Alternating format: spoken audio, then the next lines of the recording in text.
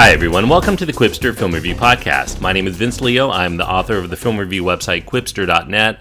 I invite you to check out all of my written work. I'm very fast approaching 4,000 written reviews. Been doing them since 1996. You can read them anytime at Quipster.net. That's QWIPSTER.net.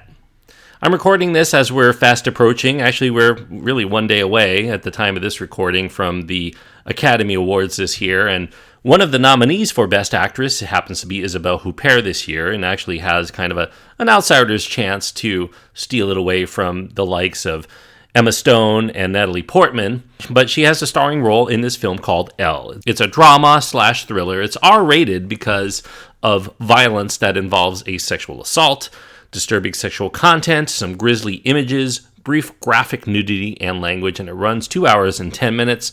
Huppert is the star, but Charles Berling, Laurent Lafitte, Jonas Bloquet, and Alice Izaz are part of the supporting cast. The director is Paul Verhoeven, yes, the one who directed RoboCop, Total Recall, and Basic Instinct. And the screenplay is by David Burke, and it's based on a novel by Philippe Gian, and that screenplay was translated to French because this is a French language film by Harold Manning. Huppert here is starring as a woman named Michele Leblanc. She's the manager of a video game company. Michelle ends up getting raped by a masked man early in the film in her own home, and because of her checkered past, Michelle decides not to report it to the police. She's very reticent to tell friends even right away. The perpetrator continues to stalk Michelle, and that causes her to seek some measures to protect herself, yet she's also conflicted by fantasies, both terrifying and exhilarating, of what might happen should she be found in that position again. Now, despite being out of the public discussion for quite a long while, really, director Paul Verhoeven is continuing to make very darkly comic and disturbing films that tread the delicate line between tragedy and exploitation. This story in this film starts with a brutal depiction of a violent sexual assault, and that often only occurs in films that are deadly serious, and then we watch the victim regain her composure and continue about her life, not letting the terror of the event overtake her. This does set us off guard, and we wonder if Verhoeven is being a little bit too flippant about a subject like rape, and then we discover that Michelle has experienced even more traumatic events in her childhood that she has had to contend with, and those traumas have made her both a victim as well as a person who's been regularly publicly scorned, to the point where going to the authorities, who will probably dig into her past yet again, seems an option she'd rather not pursue.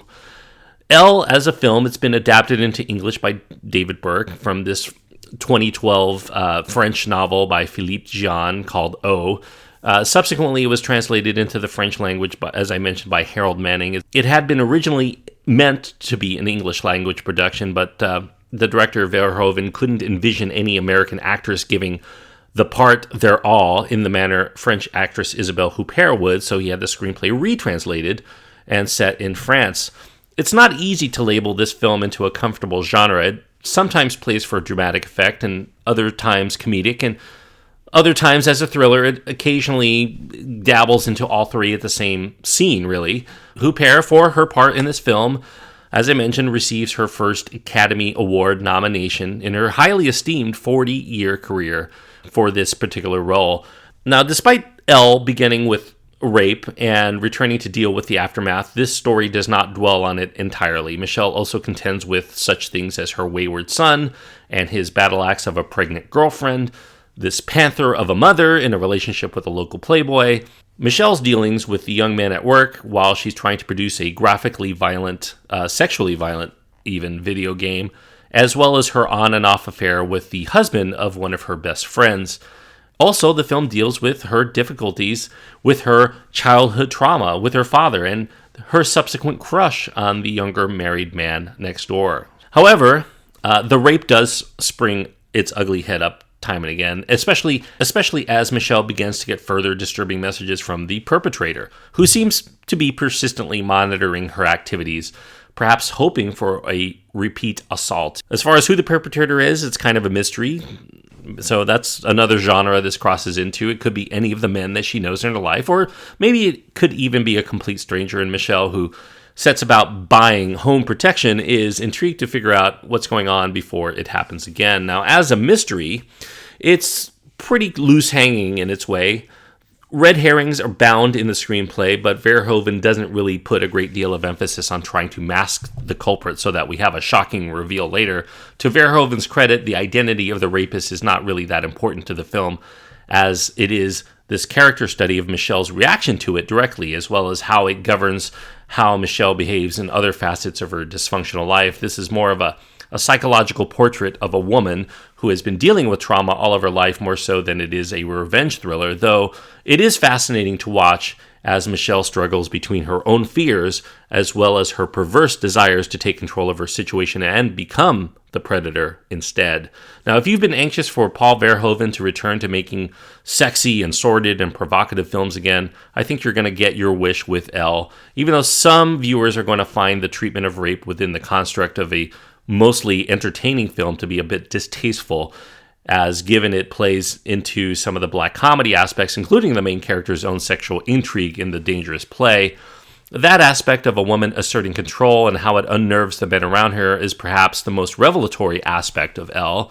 Despite being a victim, Michelle's also not built up to be a very sympathetic character either, but she is relatable in a human way, which makes following her as she tries to get a handle on her mixed up feelings all the more fascinating to explore, finding empowerment within the most vulnerable of positions. Elle may not bring Verhoeven back to the forefront of commercial filmmaking, but as someone capable of making a film that skates the fine line between gut-churning tragedy and vulgar absurdity, I think that Elle is certainly as good as he's been in a decade or two. I'm going to give Elle 3.5 stars out of 4, and 3.5 stars on my scale means I do think that Elle is a good movie. It's worth going out of your way to see if this at all sounds intriguing to you, but I do want to caution you about the subject matter. There is a brutal rape that happens within the course of this film. There's a lot of very graphically sexual activity that goes on, as well as some pretty graphic violence as well. So I will caution you if you're at all squeamish about any of those things. Perhaps this is not going to be an evening of entertainment in the slightest for you. So be cautioned, but I do think that Elle ultimately prevails as a pretty good movie that I would recommend to those people who are looking for something really different than anything you may have seen before. 3.5 stars for Elle. Thank you everyone for listening. I hope that you enjoyed this review. Once again, I'd like to remind you, as I do at the end of my shows, that I also do podcast work for the In Session Film Podcast, specifically the extra film segment. So if you want to hear more of my reviews, and I do some of them exclusively for In Session, you can go to insessionfilm.com and check out the extra film portions. And subscribe to them too, because they do a fantastic show. Main shows, extra film segments, whatever. It's a great podcast, and I highly recommend it if you haven't checked it out yet. Until next time, thanks everyone for listening. I hope that you enjoy your time anytime you get to go to the movies. And if you happen to enjoy the show, leave a review on iTunes. That's the best way that you can show your support for the show. Well, and while you're leaving a review on iTunes, if you want to throw in a film you want me to review on this show, please do so within the course of that review, and I'll get to it. The Quipster Film Movie Podcast is the name of the show.